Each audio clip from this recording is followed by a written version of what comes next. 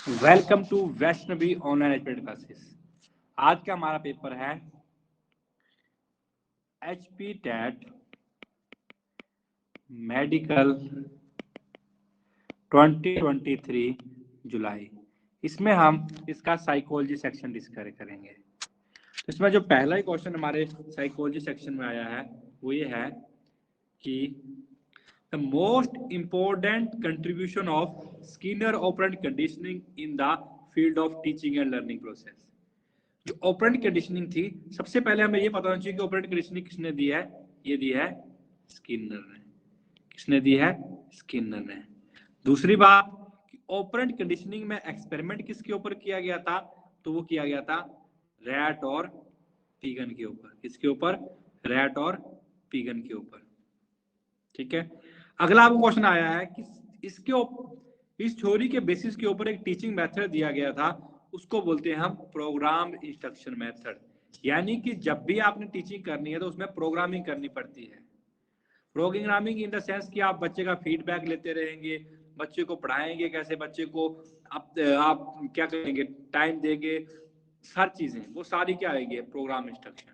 तो programme instruction की theory दी थी इसने, ये बात है। अगला आपको पेपर में क्वेश्चन आया है, according to John Dewey school is a. John Dewey के अनुसार स्कूल क्या है? जॉन डीवी का मानना है कि स्कूल एक क्या है। सबसे पहले हमें यह पता होना है कि जॉन डीवी कौन है। जॉन डीवी जो है वो फंक्शनलिज्म से बिलोंग करते हैं। किससे बिलोंग करते हैं? फंक्शनलिज्म से बिलोंग करते हैं। दूसरा क्वेश्चन आता है, जॉन डीवी ने एक कंसेप्ट दिया जिसको हम बोलते हैं चाइल्ड सेंटर्ड एजुकेशन। क्या बोलते हैं? Child centred education. और जॉन ड्यूवी की एक बुक है, उसका नाम है the school and society. The school and society. तो अकॉर्डिंग टू जॉन डीवी बोलते हैं कि स्कूल जो है वो एक सोशल इंस्टीट्यूशन है। एक क्या है? संस्था है। और एजुकेशन जो है वो एक सोशल प्रोसेस है। एजुकेशन जो है सोसाइटी के थ्रू सबसे ज्यादा दी जाती है, तो सोशल प्रोसेस है। तो इसका आंसर क्या होना? Social and social. नेक्स्ट हमारा क्वेश्चन है, the essential element for the syllabus for out of the school children should be. बोले विद्यालय के बाहर रहने वाले बच्चों के लिए पाठ्यक्रम का आवश्यक तत्व क्या होना चाहिए। जो बच्चे विद्यालय से बाहर रहते हैं, कई बार खेलों वगैरह में, तो उनको मैक्सिमम आप कौन सी चीज पढ़ानी चाहिए? तो उनको वोकेशनल ट्रेनिंग देनी चाहिए, यानी कि वोकेशनल कॉम्पिटेंसी पढ़ानी चाहिए कि आप वो कम से कम अपनी जीवन यापन कर सके, अपना व्यवसाय चला सके, वो वाली एजुकेशन देनी चाहिए। तो वो क्या आ गई? Vocational education. अगला हमारा क्वेश्चन है, which of the following approach support cooperative learning. इनमें से कौन सी अप्रोच जो है वो कोऑपरेटिव लर्निंग को बढ़ावा देती है? तो सबसे पहले हमें ये पता होना चाहिए कोऑपरेटिव लर्निंग होती क्या है। कोऑपरेटिव लर्निंग का मतलब मिलजुल के काम करना, यानी कि ग्रुप में काम करना। किसमें? ग्रुप्स में काम करना। तो ये कंसेप्ट किसने दिया था? ये इसके बारे में बताया था वाइगोस्की ने। किसने? वाइगोस्की ने। वाइगोस्की ने पेपर में आता है कि कौन सी थ्योरी दी थी? इसने दी थी, इसने जो थ्योरी दी थी उसका नाम था सोशल कंस्ट्रक्ट से social cultural theory. Social cultural theory कौन सी थी? सोसाइटी और कल्चर की थ्योरी थी। ठीक है। तो इसका आंसर क्या होना है? ये सारे किससे बिलोंग थे? कंस्ट्रक्टिविस्ट। कंस्ट्रक्टिविस्ट का मतलब बच्चा अपने नॉलेज को खुद कंस्ट्रक्ट कर सकता है। अगला हमारा question, sequence of motivation cycle. Motivation cycle का करेक्ट सीक्वेंस क्या है? तो सबसे हम जब मोटिवेशन होती है तो मोटिवेशन के लिए सबसे ज्यादा जरूरत होती है नीड की। कि जब तक आपको किसी चीज की जरूरत नहीं होगी आप कभी मोटिवेट नहीं होंगे। नीड के बाद आपको क्या चाहिए होगा? चलाने वाला, यानी कि चालक, यानी कि ड्राइव चाहिए। जैसे आपको घर का प्रश्न चला सकता है, आपको टैट क्वालिफाई करना है तो आपको आपके घर का प्रश्न चला सकता है, आप खुद मोटिवेट हो सकते हैं, कुछ भी हो सकता है। इसके बाद आपको क्या मिलेगा? इंसेंटिव। इंसेंटिव यानी कि जब आप ये चीज कर जाएंगे, मान लो टैट पास कर जाएगा तो आपको क्या मिलेगा? एक इंसेंटिव मिलेगा। क्लियर होगी बात? तो इसका आंसर क्या हो जाएगा? Need, drive and incentive. अगला आपको पेपर में आया है इरिक्सन। पहली बात आपको ये पता होना चाहिए कि इरिक्सन कौन थे। इरिक्सन ने एक थ्योरी दी थी, उसको बोलते हैं हम साइको सोशल थ्योरी। क्या बोलते हैं? Psycho social theory. अगर आपको पेपर में आए साइकोसेक्सुअल थ्योरी किसने दी है, साइकोसेक्सुअल थ्योरी किसने दी है, जो साइकोसेक्सुअल थ्योरी जो दी है वो किसने दी है, साइकोसेक्सुअल वो दी है फ्रूड ने। किसने दी है, फ्रूड ने। किसने दी है, फ्रूड ने। अब इसने क्या पूछा है, according to Erikson theory of stages of development which is the identity versus role confusion. तो ये जो आइडेंटिटी वर्सेस रोल कंफ्यूजन होता है वो एडोलसेंस में होता है। अब एडोलसेंस की एज क्या होती है, 12+। जब बच्चा मान लो 10th के बाद, कहा मान लो 10th के बाद बच्चों को ये पता नहीं होता है कि मैंने लाइफ में करना क्या है, मैंने नॉन मेडिकल लेना है, मैंने मेडिकल लेना है, मैंने आर्ट्स लेना है। उन तीनों के बारे में ये पता नहीं होता है और वो किस गलत दिशा में चला जाता है उस तरफ को बोलते हैं आइडेंटिटी। मतलब उसको पता लग जाए कि मुझे जिंदगी में आया हूं तो मैंने क्या, मेरा गोल है, मैं ये क्या करना है। ठीक है, तो अगर उसको आइडेंटिटी पता लग गई तब तो ठीक है, अगर नहीं पता लगी तो वो पूरी जिंदगी कंफ्यूजन में रहता है। अगला आपको पेपर में क्वेश्चन आया है, which of following is not a factor of memory. तो मेमोरी में रिटेंशन भी आता है, रिकॉल भी आता है, रिकॉग्निशन भी आता है, लेकिन thinking is not a part of memory. ठीक है, तो आंसर क्या आ गया, थिंकिंग। दूसरा आपको पेपर में क्वेश्चन आया है, the over protected child will tends to display. जो ओवर प्रोटेक्टेड चाइल्ड होते हैं वो कैसा बिहेवियर शो करते हैं। अगर बच्चे को आप बड़ा ज्यादा ओवर प्रोटेक्ट करेंगे, बार बार उसको पूछते रहेंगे कहाँ जा रहा है, क्या कर रहा है, तो बच्चे क्या हो जाते हैं, अग्रेसिव हो जाते हैं। क्या हो जाते हैं, अग्रेसिवनेस आ जाती है। आगे पूछा है, ड्राइव रिडक्शन थ्योरी किसने दी है, तो वो दी है हल ने। ठीक है, अब बिने ने कौन सी दी है, बिने ने दिया था फर्स्ट इंटेलिजेंस टेस्ट दिया था। दूसरा इन्होंने यूनिफैक्टर थ्योरी दी थी, unifactor theory of intelligence, unifactor theory of intelligence. और थ्रोनडाइक ने क्या दी थी, identical element theory, element theory. और साथ में इन्होंने एक और थ्योरी दी थी, उस थ्योरी का नाम था, आइडेंटिकल एलिमेंट थ्योरी होगी, दूसरा है ट्रायल एंड एरर थ्योरी। तो क्वेश्चन आता है कि ट्रायल एरर थ्योरी में किसके ऊपर एक्सपेरिमेंट किया गया था, तो वो किया गया था ट्रायल एंड एरर में कैट के ऊपर एक्सपेरिमेंट किया गया था। और उसमें जो बॉक्स यूज किया गया था उसको बोलते हैं हम पजल बॉक्स। अगला आपके पेपर में क्वेश्चन आया है, Rohan would like to participate in a game but also like to avoid injury. Rohan एक खेल में भाग लेना चाहता है लेकिन चोट से भी बचना चाहता है।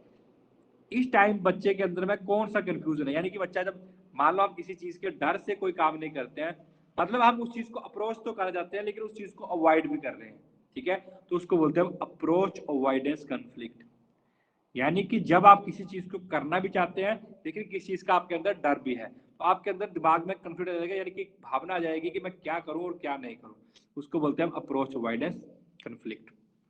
ये जो है ये है कर्ट ल्यून की थ्योरी में, किसकी, कर्ट ल्यून की थ्योरी, इसको हम बोलते हैं कर्ट ल्यून की थ्योरी, कॉग्निटिव फील्ड थ्योरी। आपको पेपर में क्वेश्चन आएगा कॉग्निटिव फील्ड थ्योरी किसने दी है, तो कॉग्निटिव फील्ड थ्योरी जो है वो कर्ट ल्यून ने दी है। आगे आपको पेपर में है गेस्टाल्ट थ्योरी। सबसे पहला क्वेश्चन आता है कि गेस्टाल्ट का मीनिंग क्या होता है। गेस्टाल्ट का मीनिंग होता है होल, गेस्टाल्ट का मतलब होता है होल। तो दूसरी बात, गेस्टाल्टिज्म के फादर किसको बोलते हैं, तो वो हम बोलते हैं वर्दीमर को। और वर्दीमर ने कौन सा कंसेप्ट दिया था, परसेप्शन। अब परसेप्शन क्या होता है, परसेप्शन जो होता है वो होता है मीनिंगफुल सेंसिएशन। यानी कि जब आप किसी चीज को सेंस करते हो अपने दिमाग में, उसका ये बना देते हो कि अवधारणा बनाते हो कि ये इंसान ऐसा है, वो आपकी क्या होती है ये। अब यहाँ क्या है, गेस्टाल्ट थ्योरी जो एम्फसाइज करती है अब टेंडेंसी टू सी पैटर्न, यानी कि आप किसी चीज को किस प्रवृत्ति से देखते हो। ठीक है, तब उसका आपको क्या लगता है, गेस्टाल्ट थ्योरी उसी के ऊपर काम करती है। अगला आपको पेपर में क्वेश्चन आया है, अकॉर्डिंग टू कोहलर वर्ग थ्योरी। तो सबसे पहले आपको पता होना चाहिए कोहलर वर्ग की थ्योरी किसकी थ्योरी है, यहां दे दिया है मॉरल डेवलपमेंट की थ्योरी। आगे पूछा है लेवल, तो याद रखना लेवल जो होते हैं वो कितने होते हैं, 3 होते हैं। अगर स्टेजेस पूछेगा स्टेजेस होती है 6। तो पूछा है कि कौन से लेवल में बच्चा जो है वो रूल्स को मानता है, कि जो सोसाइटी में रूल्स बने हैं हमें उनको मानना पड़ेगा। घर में टाइम पे आना है, उसको पता है कि कितने बजे पहुंचना है तो पहुंचना है। ठीक है, घर में पूजा पाठ होती है, करना है तो करना है। तो वो सबसे पहले जो लेवल होता है वो होता है प्री कन्वेंशनल, दूसरा होता है कन्वेंशनल, तीसरा होता है post conventional level. Conventional pre conventional level के अंदर बच्चे के अंदर जरा भी मोरालिटी नहीं होती है, जो उसके माँ बाप बोलेंगे वो वैसा ही करता है। कन्वेंशनल लेवल में क्या होता है, जो सोसाइटी में कुछ लॉज होते हैं उनको मानता है। तो इसका आंसर क्या होगा, ये वाला। यहां पर बच्चा क्या करता है, लेवल आता है इसमें वो अपनी मोरालिटी ले आता है कि मुझे ये चीज गलत लग रही है, मैं ये काम नहीं करूंगा, वो होता है पोस्ट कन्वेंशनल लेवल। अगला हमारे क्वेश्चन आया है, which of following is an effective strategy to reduce child wise, यानी कि निम्नलिखित में से बच्चों में लैंगिक रूढ़िवादिता और लैंगिक भूमिका की अनुरूपता को कम करने के लिए, यानी कि जब आप एक जेंडर को प्रेफरेंस दे रहे हैं उसको कम करने के लिए हम क्या करेंगे, एज ए टीचर आप क्या करेंगे। तो क्या करना है, आपने डिस्कशन करना है, ये हो सकता है जेंडर स्पेसिफिक रोल के बारे में बताना है, ये कभी नहीं बताना है, इससे तो और ज्यादा बढ़ेगा। जेंडर को अलग से पढ़ाना है, जेंडर को अलग से खिलाना है, नहीं। लड़का लड़की को अलग खिलाना है, ये भी गलत है। जेंडर सेग्रीगेटेड सीटिंग अरेंजमेंट, लड़का लड़की को अलग बिठाना है, ये भी गलत बात है। तो आंसर क्या होगा, ये। अगला आपको पेपर में आया है, when a test measure an individuality to consistency accurately, यानी कि जब परीक्षण किसी व्यक्ति की क्षमता को लगातार ठीक रूप से नापता है, यानी कि कोई एक्सपेरिमेंट आप कर रहे हो, वो लगातार आपको एग्जैक्ट वही बात बता रहा है, वही आपकी आंसर दे रहा है, तो उसको क्या बोलते हैं, उसको बोलते हैं रिलायबिलिटी। और जो हम चीज मेजर करना चाहते हैं आपको वही मिले, उसको जो बोलते हैं उसको बोलते हैं वैलिडिटी। अगला हमारा क्वेश्चन है, टीचिंग थ्रू डिडक्टिव मेथड। तो एक होता है इंडक्टिव मेथड, एक होता है डिडक्टिव मेथड। इंडक्टिव मेथड क्या होता है, जब आप क्या करते हो, एग्जाम्पल टू रूल जाते हो। रूल को हम बोलते हैं, रूल को हम बोलते हैं जनरल, और एग्जाम्पल को बोलते हैं स्पेसिफिक। तो स्पेसिफिक टू, जब हम स्पेसिफिक टू जनरल जाते हैं तो उसको बोलते हैं इंडक्टिव, और डिडक्टिव का मतलब क्या होगा, उल्टा कर देंगे इसको। तो हम क्या करेंगे, रूल टू एग्जाम्पल जाएंगे, यानी कि पहले बच्चे को रूल बताएंगे फिर उसको एग्जाम्पल बताएंगे। तो आंसर क्या होगा, फ्रॉम जनरल टू स्पेसिफिक। अगला आपके पेपर में क्वेश्चन आया था, stimulus that automatically produces reflex action, ऐसी चीज जो आपको ऑटोमेटिकली खींचती है उसको बोलते हैं अनकंडीशनल स्टिमुलस। अब पेपर में क्वेश्चन आता है कि इस थ्योरी में जो पैवलोव की क्लासिक कंडीशनिंग है, ये इसमें जो कंडीशनल स्टिमुलस क्या था, वो क्या था, अनकंडीशनल स्टिमुलस था फूड, और जो कंडीशनल स्टिमुलस था वो क्या था, बेल। अगला आपको पेपर में क्वेश्चन आया है, under the national education policy 2020 बोला है, which of following is a new curriculum for 3 से 18 साल के बच्चों के लिए क्या दिया है, 5+3+3+4।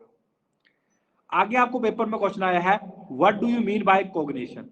कोग्निशन का मतलब होता है मेंटल प्रोसेस, कोग्निशन का मतलब होता है मेंटल प्रोसेस या फिर थिंकिंग प्रोसेस, जहां भी हम किसी चीज को सोचते हैं। तो एक्ट ऑफ नोइंग, किसी चीज को जानना और उसको परसीव करना क्या होता है, कोग्निशन होता है। दूसरा लिखा है act of doing, act of doing को हम बोलते हैं साइकोमोटर डोमेन। क्या बोलते हैं, साइकोमोटर डोमेन।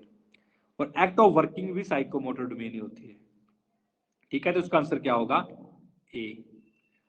अगला आपको पेपर में क्वेश्चन आया है, a teacher can encourage creative learner in a classroom.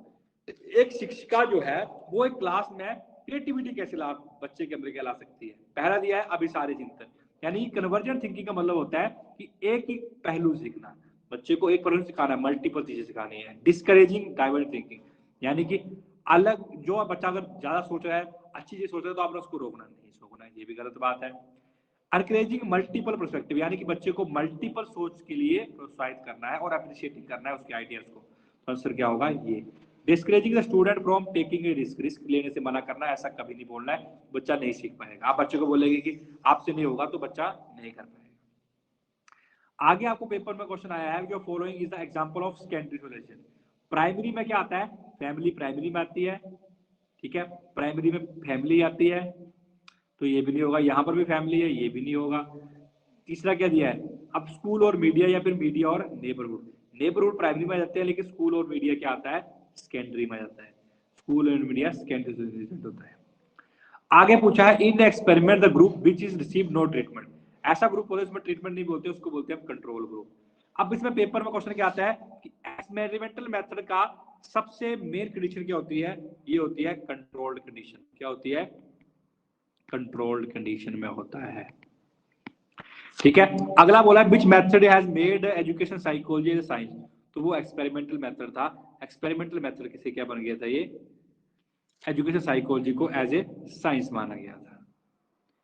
अगला आपको पेपर में क्वेश्चन आया है the development child begin, develop बच्चे की चाइल्ड हेड से कहाँ हो रही है, फीट में, यानी कि हेड से टो, हेड से जो टो होती है उसको बोलते हैं हम स्फेलोकोडल, स्फेलोकोडल प्रिंसिपल ऑफ डेवलपमेंट। और जो सेंटर से आउटसाइड होती है उसको बोलते हैं हम प्रोक्सिमल डिस्टल, क्या बोलते हैं हम, प्रोक्सिमल डिस्टल। ठीक है, तो इसमें क्या दिया है, प्रिंसिपल ऑफ डायरेक्शन है, ये दोनों ही क्या है, प्रिंसिपल ऑफ डायरेक्शन। तो आंसर क्या होगा, principle of direction. Principle of individual difference बोलता है कि हर बच्चे की डिफरेंस, हर बच्चा यूनिक होता है। ठीक है, प्रिंसिपल ऑफ कंटिन्यूस बोलता है कि ग्रोथ जो होती है वो कंटिन्यूस होती है। ठीक है, और प्रिंसिपल ऑफ रिलेशन बोलता है कि रिलेशन होता है इसमें। आगे आपको पेपर में आया which of following is the implication of can not be drive from पियाजे थ्योरी, इनमें से कौन सी पियाजे थ्योरी की नहीं है। तो सबसे पहले सीखने के लिए क्या होना चाहिए, डिजायर होना चाहिए सीखने के लिए, सीखने के अच्छे होगे तभी सीख पाओगे, तो बात सही है। दूसरा बोला है नीड ऑफ वर्बल टीचिंग, ये नहीं होगी। एक्सेप्टेंस ऑफ इंडिविजुअल डिफरेंस, इसमें बोला था कि इंडिविजुअल डिफरेंस को बोला था कि हर एक बच्चा अलग होता है। और डिस्कवरी लर्निंग तो वैसे बताया था कि बच्चे को आप छोड़ दो, बच्चा खुद नॉलेज को कर लेते हैं। ठीक है, तो आंसर क्या हो जाएगा, नीड ऑफ वर्बल टीचिंग। आगे आपको पेपर में क्वेश्चन आया है which of following is not a fundamental of programme learning, programme learning के कौन सा फंडामेंटल नहीं है। मैंने अभी बताया आपको ऊपर वाले क्वेश्चन में कि प्रोग्राम लर्निंग में फीडबैक बच्चे का टाइम टू टाइम लेना पड़ता है। दूसरा होता है सेल्फ पेसिंग, सेल्फ पेसिंग का मतलब होता है बच्चे को क्या दो, बच्चे को टाइम दो, बच्चे को टाइम दो, बच्चा अपने नॉलेज को कंस्ट्रक्ट कर पाए, बच्चे को स्पेस दो जहां वो बच्चा बोल पाए। आप बच्चे को बोलो कि आपके अंदर ये स्किल है, आप जाके भाषण दो, ये सब चीजें क्या है, सेल्फ पेसिंग। दूसरा बोला सेल्फ टेस्टिंग ऑफ स्टूडेंट, कि बच्चे को अपना टेस्ट पता होना चाहिए कि मुझे कितनी एबिलिटीज है। ठीक है, और पैसिव रिस्पॉन्डिंग नहीं होनी चाहिए, एक्टिव रिस्पॉन्डिंग होनी चाहिए, कि जब भी बच्चा सीखेगा तो बच्चा एक्टिव रिस्पॉन्डिंग होना चाहिए, बच्चा एक्टिव होना चाहिए। अगर वो एक्टिव नहीं होगा तो नहीं सीख पाएगा, तो यहाँ होना चाहिए एक्टिव रिस्पॉन्डिंग। आगे आपके पेपर में क्वेश्चन आया है according to Piaget's theory of cognitive development the period from 7 to 12, 7 से 12 साल में बच्चा कहाँ होता है, कंक्रीट में होता है।